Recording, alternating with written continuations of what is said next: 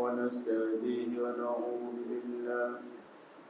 ونعوذ بالله من شرور أنفسنا ومن سيئات أعمالنا من يهده الله فلا مضل له ومن يضلل فلن تجد له وليا مرشدا ونشهد أن لا إله إلا الله وحده لا شريك له ونشهد أن محمدا عبده ورسوله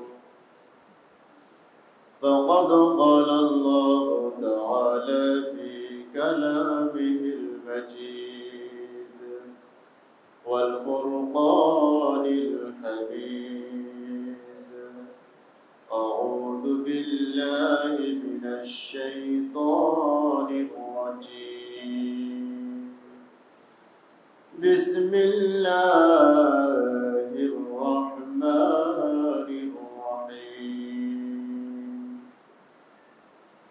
من عمل صالحا من ذكر أو أنثى وهو مؤمن فلنحيينه حياة طيبة ولنجزينهم بأحسن ما كانوا يعملون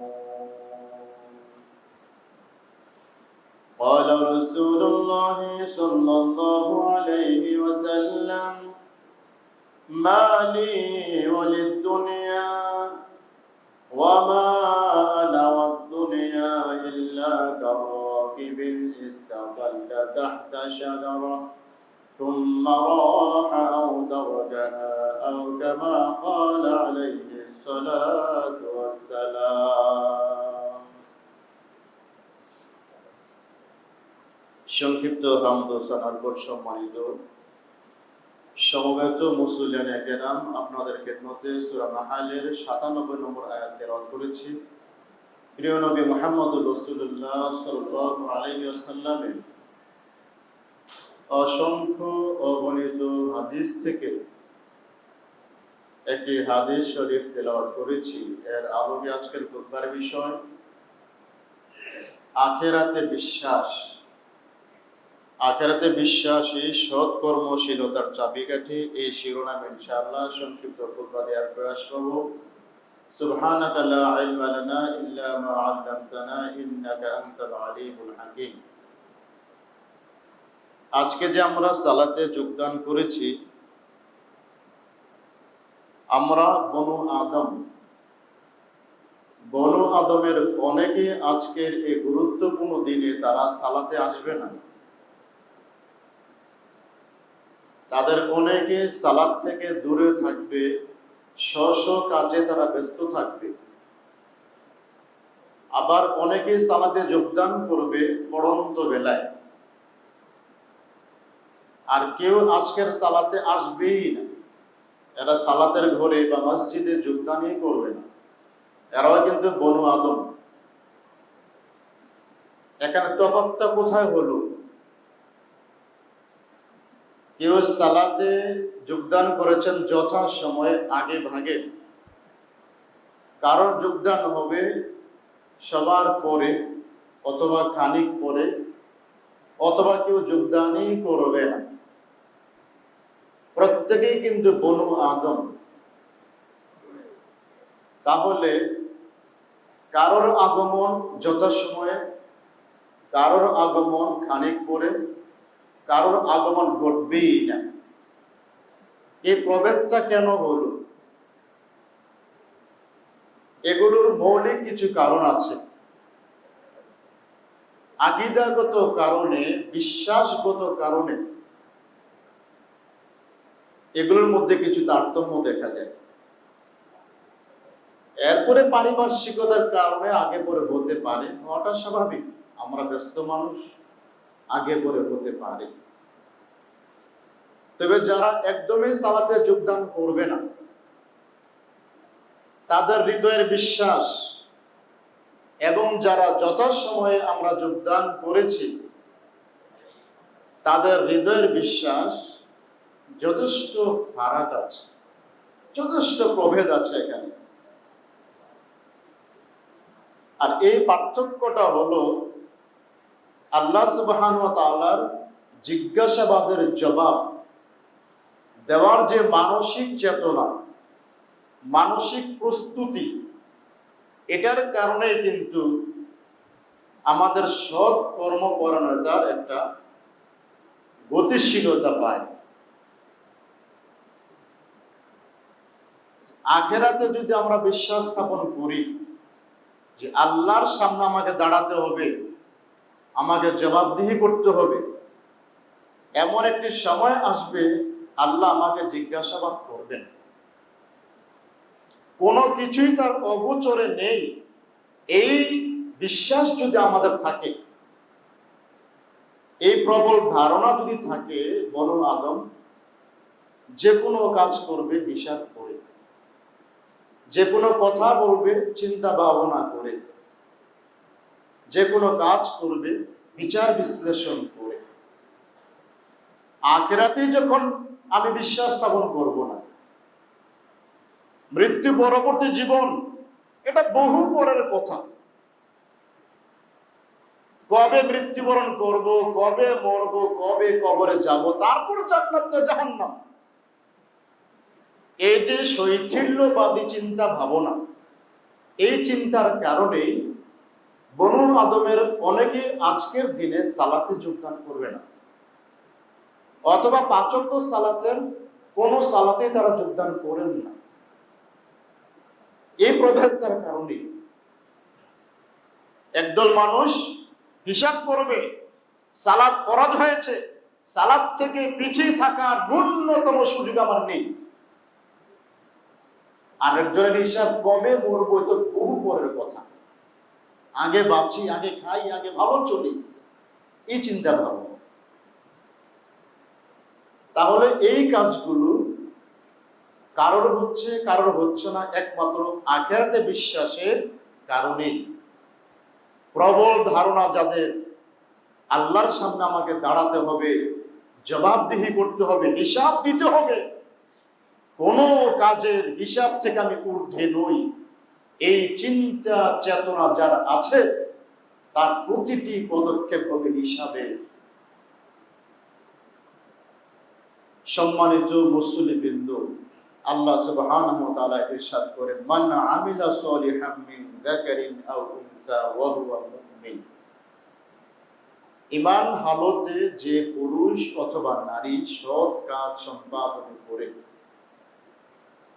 ঈমানদার হয়ে যদি কোনো নারী অথবা পুরুষ সৎ কাজ করে, ফালানুহইয়ান্নাহু হায়াতান তাইয়্যিবা, আমরা তাদেরকে দান করব পবিত্র জীবন, আমরা তাদেরকে দান করব পবিত্র জীবন। আল্লাহ পাকের তরফ থেকে অফুরন্ত অনুকম্পা বনু আদমের প্রতি, হায়াতান তাইয়্যিবা। আল্লাহ পাক পবিত্র জীবন আপনাকে দিবেন, আপনি হবেন গ্রহীতা, স্বয়ং আল্লাহ হবেন পবিত্র জীবন দাতা। তাহলে আল্লাহ সুবহানাহু ওয়া তাআলা আমাকে পবিত্র জীবন দানে ধন্য করবেন যদি আমি সৎকর্মশীল হই, সৎকর্মশীল হওয়ার জন্য আগ্রহী হই, আকাঙ্ক্ষী হই, উদ্গ্রীব হই, তৎপর হই। আল্লাহ সুবহানাহু ওয়া তাআলা আমাকে পবিত্র জীবন দান করবেন। এক সময় নারীরা ছিলেন অবহেলিত, সমাজে অবাঞ্ছিত, তাদের সার্বিক অধিকারগুলো ছিল অঘোষিত।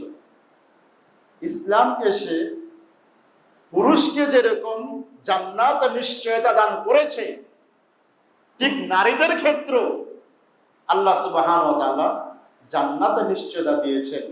নারী হোক পুরুষ হোক, যদি তারা সৎ কর্মশীল হয়, ইমানকে অনুসঙ্গ করে সৎ কাজ করে আল্লাহ পাক পুরুষকে যেরকম পবিত্র জীবন দানে ধন্য করবেন, তদ্রূপ নারীকেও ওয়ালানাজজিয়ান্নাহুম আজরাহুম বিআহসানি মা কানু ইয়ামালুন, পবিত্র জীবন দান করবেন প্রথমত।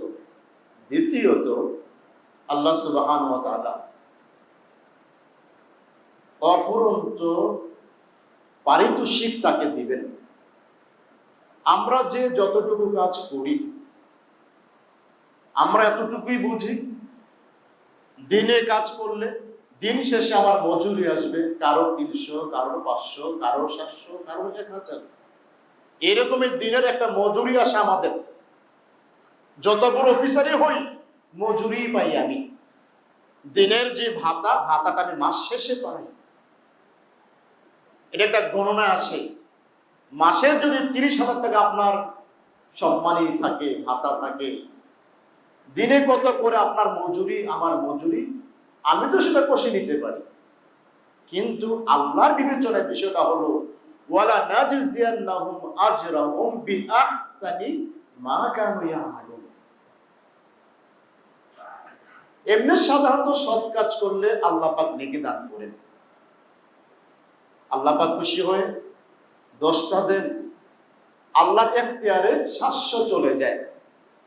তো বিআহসানি মা কানু ইয়ামালুন, নারী হোক পুরুষ হোক, যদি তারা আখিরাতকে বিশ্বাস করে ইমানদার হয়ে সৎ কাজ করে, তাদের প্রতিটি কাজের উত্তম পারিতোষিক আল্লাহ পাক তার জন্য নিশ্চিত করবেন।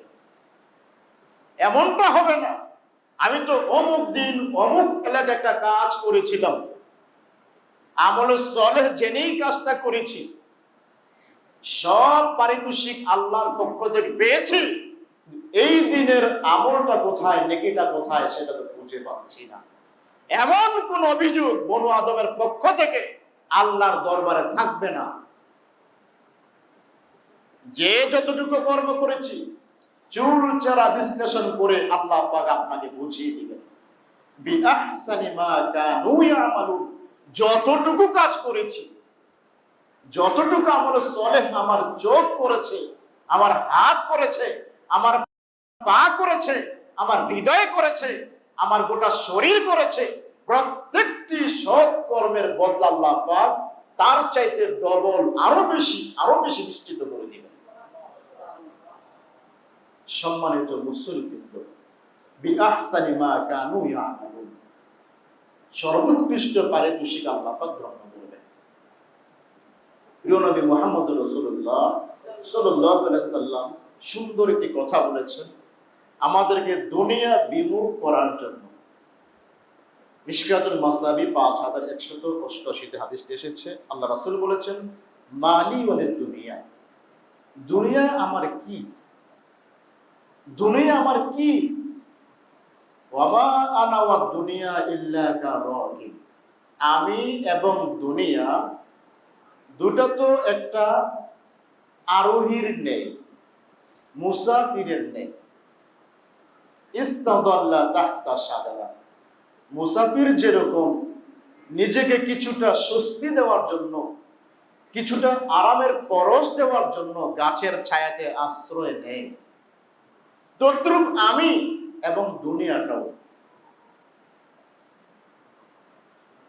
যখন গাছের ছায়াটা চলে যায়, মুসাফিরও তখন তার বসার স্থানটা ত্যাগ করে তিনিও হাঁটতে শুরু করেন। একটা লোক দীর্ঘ সফরে বেরিয়েছে, দীর্ঘক্ষণ চলতে চলতে মাঝখানে গিয়ে হাঁপিয়ে উঠলেন। তিনি চিন্তা করছেন, একটা বটবৃক্ষ আছে এখানে, যথেষ্ট ছায়াদার গাছ, একটু আমি এখানে বসি, পাশে আছে নালা, দক্ষিণের বাতাস, আমি গাছের নিচে আশ্রয় নিলাম। কিন্তু আমার এই আশ্রয়ের সময়সীমা কতটুকু? আমি যে মুসাফির, আমি কি জানি না কতক্ষণ এই গাছের নিচে আমাকে গাছ ছায়া দিবে? সূর্য তো জ্বলন্ত, সূর্য তো ঘূর্ণায়মান, সূর্য তো চলছে। আমি যে দক্ষিণের বাতাস পাওয়ার জন্য, কিছুটা আরাম ভোগ করার জন্য গাছের নিচে বসলাম, এটা স্থায়িত্ব কতটুকু আমি তো জেনেই বসেছি।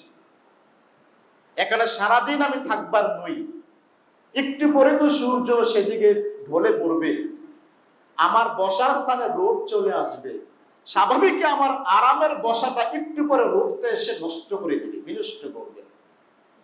যখনই সূর্য ঘুরে এসে আমার বসার স্থানটাকে রৌদ্রময় করবে, স্বাভাবিক আমি উঠে যাব।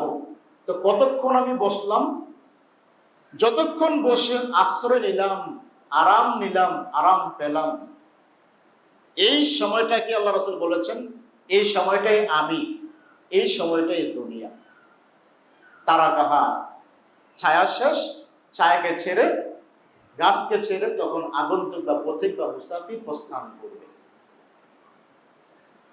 সম্মানিত মুসলিমবৃন্দ, আল্লাহ রাসূল আমাদেরকে এখানে দুনিয়া বিমুখ করেছেন, দুনিয়া থেকে নিরুৎসাহিত করেছেন, দুনিয়ার মায়া জালে যেন আমরা আটকে না যাই, আমরা যেন দুনিয়া দুনিয়া না করি, দুনিয়ার পাশে যেন আখিরাতকে ভাবি, কল্পনা করি, হিসাব করি। আজকেই প্রাণ পাখি বেরিয়ে গেলে আজকেই যে আমার আখিরাতের জীবন শুরু, এরা যেন মাথায় কাজ করে। এখন আমি সুঠাম দেহের মানুষ, আজকে যদি ঘটনাক্রমে যে কোনো দুর্ঘটনার কবলে পড়ে আমার প্রাণ বেরিয়ে যায়, কিছুক্ষণ পূর্বেই ছিলাম আমি জুমার মসজিদের মুসল্লি, এখনই তো আমি আখিরাতের যাত্রী, এই হিসাবটা কি আমার আছে? আল্লাহ রাসূল সেই কথাই বলেছেন, গাছের নিচে তুমি কতক্ষণ ছায়া গ্রহণ করবে, এটা তো অল্প ক্ষণিকের জন্য, আজকেই তো তোমার আখিরাতের সফর শুরু হয়ে যেতে পারে।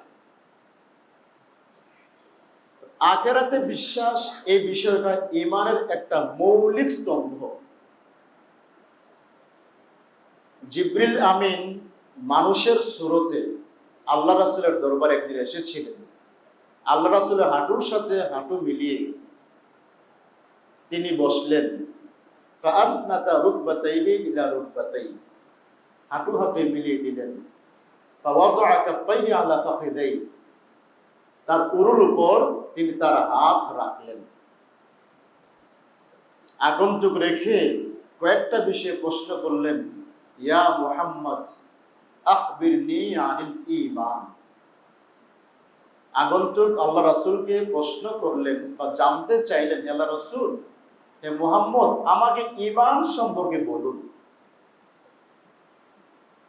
প্রিয় নবী মুহাম্মদ রাসূলুল্লাহ সাল্লাল্লাহু আলাইহি ওয়াসাল্লাম আগন্তুকের প্রশ্নের জবাব দিলেন, আন তুমিনা বিল্লাহি ওয়া মালাইকাতিহি ওয়া কুতুবিহি ওয়া রুসুলিহি ওয়াল ইয়াউমিল আখির ওয়াল কদরি খায়রিহি ওয়া শাররিহি। আগন্তুকের প্রশ্নের জবাব আল্লাহ রাসূল দিলেন যে কয়েকটা বিষয় আপনাকে বিশ্বাস স্থাপন করতে হবে। এর মধ্যে 5 নম্বর যে বিষয়টা, ওয়া তুমিনা বিল আখিরা, আখিরাতের প্রতি তোমার বিশ্বাস থাকতে হবে। আখিরাত কোনটা? মৃত্যু পরবর্তী জীবনে যে কিছু আছে, মরে যাওয়ার পরবর্তী সময়ে কিছু একটা ঘটবে, ঘটতে যাচ্ছে, এটাকে তোমার বিশ্বাস স্থাপন করতে হবে। কারণ হলো বনু আদমের একদল বিশ্বাস স্থাপন করে খাওয়া দাওয়া ফুর্তি করো, দুনিয়াতে যা আছে এখানে সব কিছু চেখে নাও, ভোগ করে নাও, এখানেই সব নিঃশেষ হয়ে যাবে। আখিরাত বলতে কিছুই নেই। কম্পিউটার যেরকম নষ্ট হয়ে বিকল হয়ে যায়, এটা তোমার কাজ করে না। মানুষের মস্তিষ্ক যখন বিকল হয়ে যায় তখনই সে মরে যায়। কম্পিউটার যখন আর তার কোনো আখিরাত বলতে কিছুই থাকে না, মানুষেরও আখিরাত বলতে আর কিছুই থাকে না, এরকম দার্শনিক বৈজ্ঞানিকরা মন্তব্য করেছে। কিন্তু আল্লাহ রাসূল সেদিন জিবরিলের মাধ্যমে উম্মতকে শিক্ষা দিলেন, আখিরাতে বিশ্বাস স্থাপনটা হলো ঈমানের মৌলিক একটা অঙ্গ। তাহলে আখিরাতে বিশ্বাস যদি আমাদের থাকে, দুনিয়াবি যে কোনো ঝড় ঝাপটা আপনাকে সিরাতে মুস্তাকিমে ধরে রাখবে। আখিরাতে বিশ্বাস যদি নড়বড় হয়, দুর্বল হয়, বালির বাঁধের মতো হয়, দুনিয়াবি যে কোনো ঝামেলার মুখে আপনার ঈমান থেকে পদস্খলন ঘটে যেতে পারে। আপনি থাকতে পারবেন না ঈমানের গণ্ডিতে, ঈমানের আওতায়, এরিয়াতে, বাউন্ডারিতে থাকতে পারবেন না। নানান যুক্তিতে আপনাকে ঈমান থেকে বের করে দিবেই। আর যদি বেলাল বিন রাবাহ, সুমাইয়া, খাব্বাবদের মতো ঈমানটা মজবুত হয়, বলিয়ান হয়, মাথার উপর করাত উঠবে, মাথার উপর হাতুড়ি উঠবে, মাথার উপর তরবারি উঠবে, তারপর আপনি বলবেন আহাদ আহাদ। কোনো কিছুর ধমকে, কারোর ধমকে, কারোর লাল চোখের চোখ রাঙ্গানিতে আপনি বলবেন না ঠিক আছে আমি আমার এই আনিত বিশ্বাসকে প্রত্যাখ্যান করে আমি আমার আগের ধর্মে ফিরে গেলাম। এই কথা কেউ বলবে না যখন তার আখিরাতের বিশ্বাসটা অটুট থাকে। আল্লাহ রাসূল বলেছিলেন সবরান আলা ইয়াসির ফাইন্না মাওয়াইদাকুমুল জান্নাহ। ইয়াসির পরিবারকে আল্লাহ রাসূল সান্ত্বনা দিলেন, আশ্বস্ত করলেন, ইয়াসির পরিবার সবর করো, ধৈর্য ধারণ করো, সহিষ্ণু হও, তোমার সাথে জান্নাতের ওয়াদা থাকলো। তাহলে ইয়াসিররা কেন তদানীন্তন শক্তির কাছে মাথা নত করলেন না? বেলাল রাদিয়াল্লাহু তাআলা কেন নির্যাতনের মুখে আহাদ আহাদি বললেন? সুমাইয়া রাদিয়াল্লাহু তাআলা কেন আহাদ আহাদি বললেন? তাওহীদের কাছে মাথা নত করলেন কেন? তাদের এই অত্যাচার মুখে আহাদ আহাদ বর্জন করে স্বধর্মে আবার প্রস্থান করলেন না? তাদের প্রবল ধারণা ছিল দুনিয়াতে কষ্ট ভোগ করলামই, যন্ত্রণা সহ্য করলাম, কিন্তু প্রাণ পাখি যখন বেরিয়ে যাবে হয়তো আমার জন্য আল্লাহর পক্ষ থেকে জান্নাত অবধারিত হয়ে আছে। এই আশায় দুনিয়াবি কারোর ধর্মকে তারা তাদের নতুন আনিত আকীদায় বিশ্বাসে কাউকে নখ বসাতে সুযোগ দেননি। তো আখিরাতে বিশ্বাসটা যদি আমাদের প্রখর হয়, প্রবল হয়, দুনিয়াবি যে কোনো ঝড় ঝামেলার মুখে আপনার পদস্খলন অবশ্যই ঘটবার নয়। যেরকম মায়েজ আসলামী গামেদি যে মহিলাদের কিছু ঘটনা ঘটেছিল, সেখান থেকে আমরা কিছু বুঝতে পারবো ঈমানি চেতনা তাদের কতটুকু, আখিরাতে বিশ্বাস তাদের কতটা প্রবল ছিল।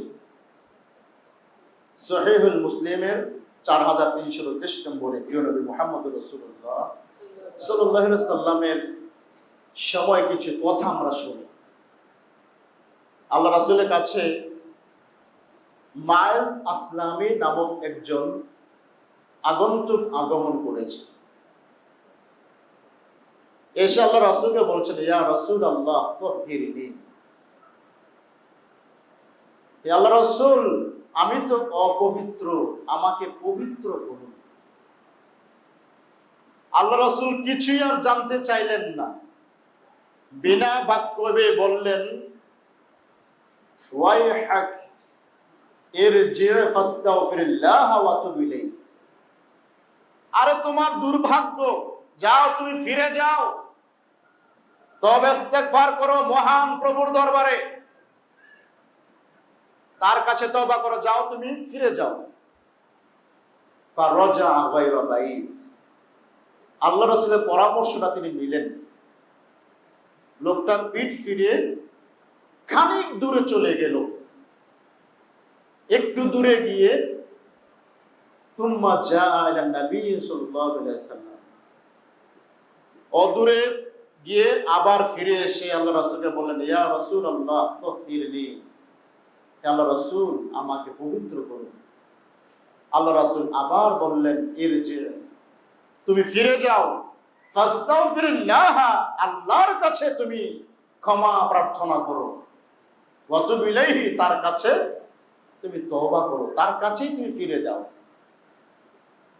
পরামর্শ নিয়ে লোকটা আবার পিঠ ফিরিয়ে চলে যেতে লাগলো। কিছু দূর গিয়ে আবার ভাবছেন আমার তো খোরাক হচ্ছে না, আমি খোরাক পাচ্ছি না।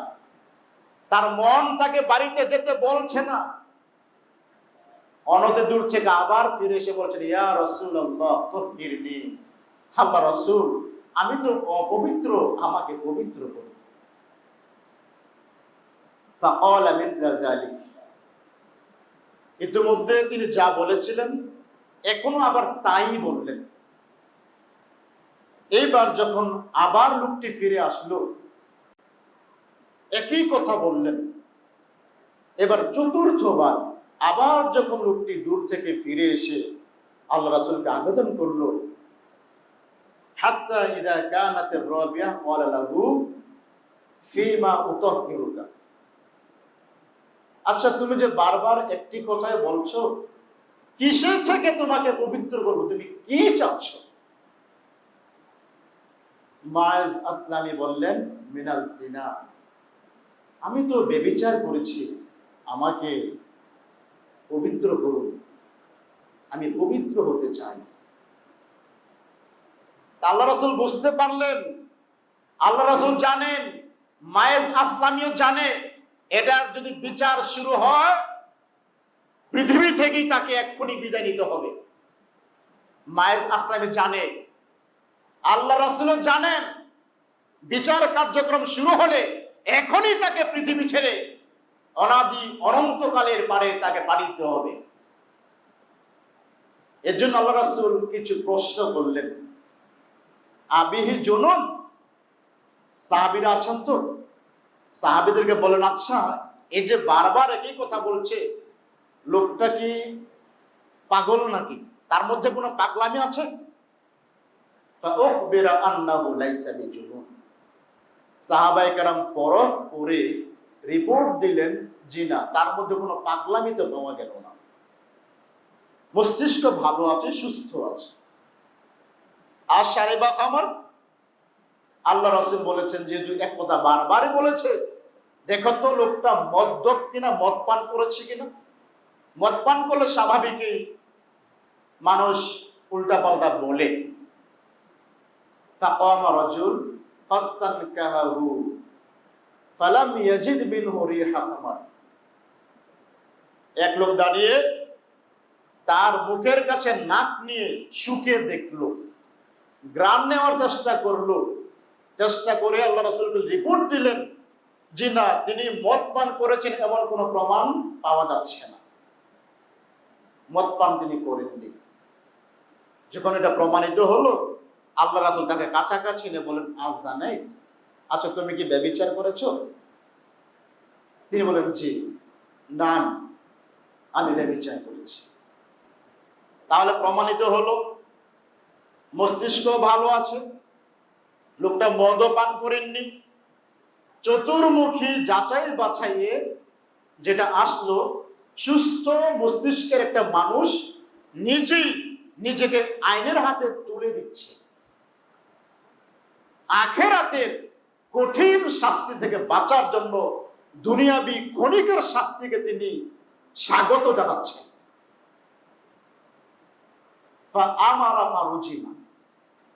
যখন প্রমাণিত হলো, আল্লাহ রাসূল নির্দেশ দিলেন, তাকে নিয়ে যাও, রজম করে তাকে পৃথিবী থেকে বিদায় করে দাও। তাই করা হলো। যখন তাকে রজম করা হলো, চতুর্দিক থেকে ইট পাটকেল নিক্ষেপ করে তাকে হত্যা করা হলো। সাহাবীদের মধ্যে এবার দুদল, সাহাবীরা দুদলে বিভক্ত হয়ে গেলেন তার হত্যাকাণ্ডের পর। একদল বলছে, কাইলুন ইয়াকুল লাকাদ হালাক লাকাদ আহাতাত বিহি খতিআতুহু, মায়েস যা করেছে উপযুক্ত শাস্তি পেয়েছে, মায়েস ধ্বংস হয়েছে, যেমন করেছে ফলটাও তাই পেয়েছে। একদল সাহাবীর বক্তব্য। আরেক দল বলছেন, মা তাওবাতুন আফজালা মিন তাওবাতি মায়েস, কি বলছেন আপনারা? মায়েস যেই তওবা করেছে, এত সর্বোত্তম তওবা, সর্বোচ্চ পর্যায়ের তওবা আমাদের চোখে আর পড়েনি। মায়েস যেভাবে আকুতি মিনতি করে আল্লাহর কাছে ফরিয়াদ করেছে, তার তওবার চেয়ে সর্বোত্তম তওবা আর নেই। কেন নেই? সাহাবায়ে কেরাম বলছেন, আন্নাহু জাআ ইলা নবী সাল্লাল্লাহু আলাইহি ওয়াসাল্লাম মায়েজ এসেছে আল্লাহ রাসূলের কাছে, ফাওয়াযা কাফাইহি, মায়েজ তার দু হাত রেখেছে, আলা ইয়াদিহি, তার হাতের উপর এসে বলছে, রেখে বলছে, ইয়া রাসূলুল্লাহ উকতুলনি বিল হাজারা, হে আল্লাহর রাসূল পাথর মেরে মেরে আমাকে উপযুক্ত শাস্তি দিয়ে দুনিয়া থেকে বিদায় করে দেন। তো সাহাবায়ে কেরামের একদল বললেন, না, মায়েজ তো এরকম করেছে, নিঃসন্দেহে মায়েজ অনুতপ্ত আল্লাহর কাছে। ফালাবিথু যালিকা ইয়াওমাইন আও সালাসা, সাহাবীদের মধ্যে যে দুদল হলো, দুদলের মধ্যে আলাপ আলোচনা, চর্চা, অভিযোগ, আলোচনা, দোকানপাটে, লোকালয়ে সর্বত্র 2 দিন 3 দিন চললো। 2-3 দিন সর্বত্র এই আলোচনা চললো।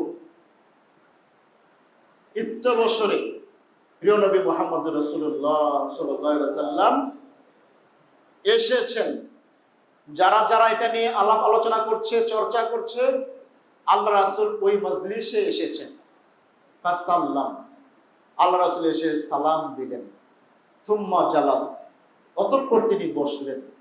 বসে বললেন, ইস্তাগফিরু লিমাইজ বিন মালিক, তোমরা মাইজ বিন মালিকের জন্য মহান প্রভুর দরবারে ক্ষমা চাও, তার জন্য মাগফিরাত কামনা করো। যখন এই নোটিশ আল্লাহ রাসূল দিলেন, সাহাবায়ে কেরাম সকলে বলতে লাগলেন, গফরাল্লাহু লিমাইজ বিন মালিক, আল্লাহ আপনি মাইজ বিন মালিককে ক্ষমা করে দিন। এবার আল্লাহ রাসূল বললেন, লাকাদ তাবা তাওবা, মাইজ এমন তওবা করেছে, লাউ উসিমাত বাইনা উম্মাতিন লা ওয়াসিআতহুম, মাইজ এমন পর্যায়ে তওবা করেছে, যদি একটি উম্মতের মধ্যে তার তওবাটাকে ভাগ ভাগ করে দেওয়া হয়, বন্টন করে দেওয়া হয়, প্রত্যেকের জন্য এই তওবাটা যথেষ্ট হয়ে যেত। মায়েজের কি দুনিয়ার বুকে বেঁচে থাকার ইচ্ছা ছিল না? মায়েজ তো বাঁচতে চেয়েছিলেন, তার তো বাঁচার স্বাদ ছিল, কিন্তু তার বারবার হৃদয়ে তাড়া দিয়েছে, ধাক্কা দিয়েছে, আমি হয়তো আজকে নিজের চোখকে ফাঁকি দিয়ে, জনগণের চোখকে ফাঁকি দিয়ে আমি দিব্যি পৃথিবীতে চলাফেরা করব, আল্লাহ তো দেখছেন আমি অপরাধী, আল্লাহ যদি ধরেন আমার বাঁচবার কোনো পথ বাকি থাকবে না। সুতরাং দুনিয়াবী শাস্তিকে আমি আলিঙ্গন করে নেই, আখিরাতের শাস্তি থেকে আমি বেঁচে যাই।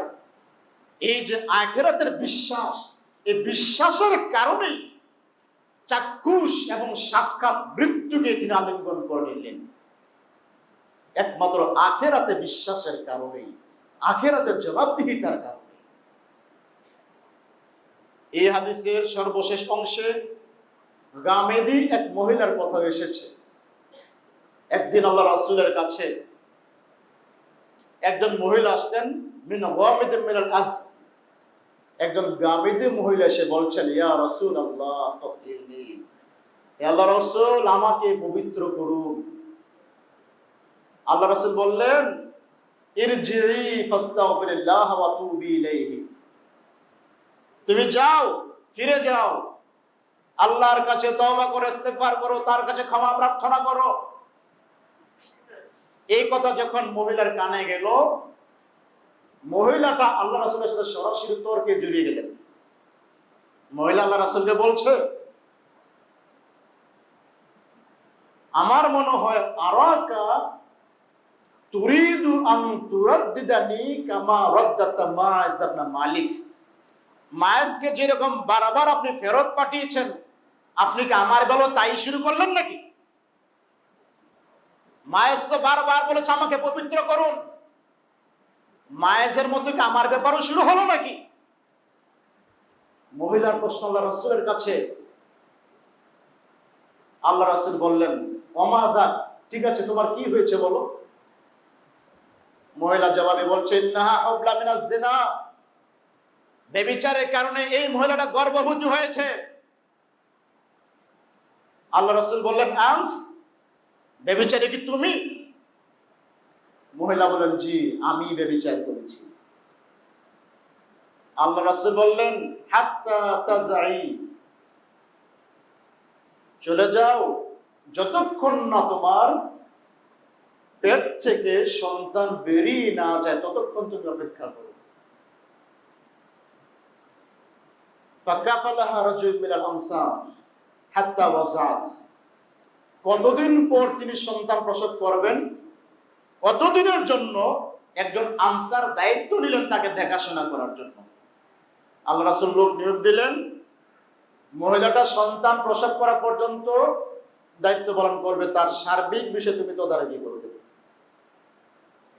যাকে দায়িত্ব দেওয়া হলো কিছুদিন পর ওই আনসার এসে রিপোর্ট করলো, ইয়া রাসূলুল্লাহ ক্বাদ ওয়াজাতিল গামিদিয়া, গামিদি মহিলাটা তো সন্তান প্রসব করেছে। প্রিয় নবী মুহাম্মদুর রাসূলুল্লাহ সাল্লাল্লাহু আলাইহি ওয়াসাল্লাম বললেন, ইযা লা নারজুমাহা ওয়া নাদাউ লাহা সাগীরা, না না এখন তো আসলে তাকে আমরা রজন করতে পারি না, তার তো একটা সন্তান আছে। লাইসা লাহু মাইয়ুরযুহু, সন্তানটা কোথা থেকে দুধ পান করবে ওই ব্যবস্থাও তো নাই, এখন কি করে তাকে রজন করা যায়। এই কথা শুনে একজন আনসার সাহাবী বললেন, ইলাইয়া রাযাতুহু, হে আল্লাহর রাসূল ঠিক আছে, দুধ পানের বিষয়টাই তো, বাচ্চাটা কোথা থেকে দুধ পান করবে ওই দায়িত্বটা আমি নিলাম। আনসার যখন বাচ্চা দুধ পানের দায়িত্ব নিলেন, আল্লাহ রাসূল বলেন, হ্যাঁ এবার ঠিক আছে, আমারা ফারাজামাহা, আল্লাহ রাসূল বললেন তাকে নিয়ে যাও। সাহাবায়ে কেরাম নিয়ে গেলেন, ফারাজামাহা, তাকে পাথর ইট নিক্ষেপ করে করে পৃথিবী থেকে বিদায় করে দিলেন। ও মহিলা তো আমরা যেই সমাজে বসবাস করি তারা তো সমাজেই বসবাস করতেন। এই যে ঘটনাটা আমাদের জীবনে ঘটে না, আমাদের যেরকম বাঁচার স্বাদ আছে লোক চক্ষু ফাঁকি দিয়ে, তাদেরও তো বাঁচার প্রয়োজন ছিল, কিন্তু তাদের চূড়ান্ত লক্ষ্য ছিল আখিরাত, জান্নাত লাভ। ঘটনাক্রমে একটা ঘটনা ঘটেই গিয়েছিল, কিন্তু তাৎক্ষণিক প্রায়শ্চিত্ত গ্রহণ করে জান্নাতকে তারা নিশ্চিত করতে চেয়েছিলেন। আল্লাহ পাকের সামনে দাঁড়াতে হবে ওই ভয়কে তারা প্রাধান্য দিয়েছিলেন। আখিরাতে বিশ্বাস মানুষকে সৎ কর্মে অটুট রাখে, অনড় রাখে। মিশকাতুল মাসাবির 3810 নম্বর একটি হাদিস এসেছে, বদরের যুদ্ধ যখন শুরু হয়ে গেল, বদরের যুদ্ধ যখন ঘটবে, আল্লাহ রাসূল সাহাবায়ে কেরামকে ঘোষণা দিলেন, ইয়া আইয়ুহান নাস, ও মহিলা জান্নাত, এই লোক সকল জান্নাতের জন্য দাঁড়িয়ে যাও, সারিবদ্ধ হয়ে যাও, জান্নাতের জন্য দাঁড়িয়ে যাও। যেই জান্নাতের বিশালতা জমিন থেকে বিশাল আসমান পর্যন্ত, ওই জান্নাতের জন্য তোমরা দাঁড়িয়ে যাও। যখন জান্নাতের ঘোষণা হলো, ক্বালা উমাইর ইবনুল হুমাম, উমাইর বিন হুমাম বলছেন, বাহ বাহ। আল্লাহ রাসূল তার বাহ বাহ শব্দ শুনে বললেন, মা ইয়াহমিলুকা আলা কাউলিকা বাহ বাহ, উমাইর তুমি বাহ বাহ বলছো কেন, তুমি বাহ বাহ বললে কেন? উমাইর বিন হুমাম জবাব দিচ্ছে, লা ওয়াল্লাহি ইয়া রাসূলুল্লাহ ইল্লা রাজাআ আন আকুনা মিন আহলিহা, আমি তো বাহ বাহ এজন্যই বলেছি, আমি যেন জান্নাতে যারা যারা যাবে তাদের সাথে শামিল যেন হতে পারি। আল্লাহ রাসূল বললেন, ইন্নাকা মিন আহলিহা, নিঃসন্দেহে তুমি তাদের সাথী হয়ে গেলে। ফাখরাজা মিন করাবিহি তামারাত, এখনো কোনো কার্যক্রম শুরু হয়নি, জান্নাতের মাত্র ঘোষণা এলো। এই মুহূর্তে তার ব্যাগের মধ্যে থলেতে কিছু খেজুর ছিল, থলে থেকে খেজুর বের করলেন, ফাজালা ইয়াকুলুহুন, ব্যাগ থেকে খেজুর বের করে তিনি খেতে থাকলেন আর ভাবলেন, এই খেজুর খেতে তো একটু সময়ের দরকার, যতগুলো খেজুর আমার কাছে আছে একটা একটা খেতে তো একটা সময়ের দরকার। লাইন আনা হাইতু হাত্তা আকুলা তামারাতি, খেজুরগুলো খেতে যতক্ষণ সময় আমি নিব, এতক্ষণ বেঁচে থাকাটাই তো আমার জন্য দীর্ঘ জীবন। এতক্ষণ বেঁচে থাকবো আমি, নাকি যুদ্ধের ময়দানে ঝাঁপিয়ে পড়বো? খেজুর খাবো, এত সময় নষ্ট করব, নাকি যুদ্ধের ময়দানে ঝাঁপিয়ে পড়বো? তিনি ভাবছেন আর বলছেন, এই খেজুরগুলো খেতে যতক্ষণ সময় লাগবে, এই সময়টা পেলেই তো আমি অনেক হায়াত পেয়ে গেছি। ভেবে এবার ভাবলেন, সুম্মা রমা বিমা কানা মাআহু মিনাত তামার, খাওয়ার যেই বাকি খেজুরগুলো, এখনো খেজুর শেষ হয়নি, বাকি আছে, খেজুরগুলো তিনি ফিকে মারলেন। আর সময় নাই, খেজুরগুলোকে খাওয়ার সময় আমার আর নাই। ফাকাতালাহুম, খেজুরগুলোকে ফিকে মেরে দিয়ে ময়দানে ঝাঁপিয়ে পড়লেন। রণাঙ্গনে ঝাঁপিয়ে পড়ে শত্রুপক্ষের বিরুদ্ধে তলোয়ার ধারণ করলেন। হাত্তা কুতিল, একটা পর্যায়ে শত্রুপক্ষের আঘাতে তিনি শহীদ হয়ে গেলেন। শত্রুপক্ষের আঘাতে তিনি শহীদ হয়ে গেলেন। ওমর ইবনুল হুমাম, তিনি তো খেজুরগুলো খেতে পারতেন, নানান কৌশলে যুদ্ধ থেকে এড়িয়ে থাকতে পারতেন, কিন্তু তার বিশ্বাস ছিল দুনিয়া জীবন ক্ষণিকের, জীবনটা অত্যন্ত সংক্ষিপ্ত। যেহেতু আল্লাহ রাসূল ঘোষণা করেছেন জান্নাত তোমাদের জন্য অবধারিত, জান্নাতের জন্য দাঁড়িয়ে যাও। যে জান্নাতের বিশালতা জমিন থেকে আকাশ পর্যন্ত, ওই জান্নাত আমাকে পেতেই হবে। আল্লাহ পাকের পক্ষ থেকে মাগফিরাত আমাকে পেতেই হবে, ক্ষমা লাভে ধন্য হতেই হবে। এই বিশ্বাসের কারণে অবশিষ্ট খেজুরগুলোকে ফেলে দিয়ে তিনি ময়দানে ঝাঁপিয়ে পড়ে কিছুক্ষণ পরে তিনি শহীদ হয়ে গেলেন ঘাতকের আঘাতে। সম্মানিত মুসলিমবৃন্দ, এই জাতীয় কথা, এই জাতীয় ইতিহাস ইসলামের ইতিহাসে অগণিত। এটা কেন হলো?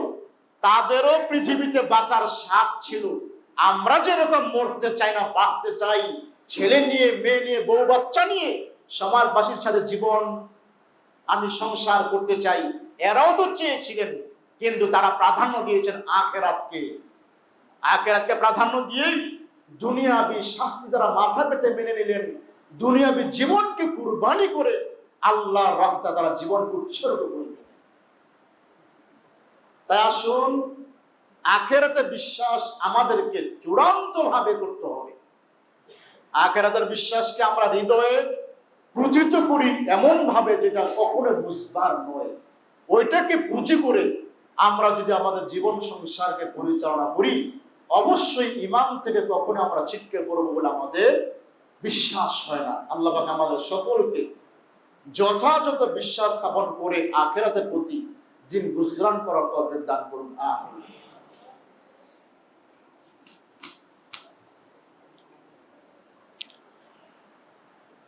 الحمد لله نحمده ونستعينه ونستغفره ونستهديه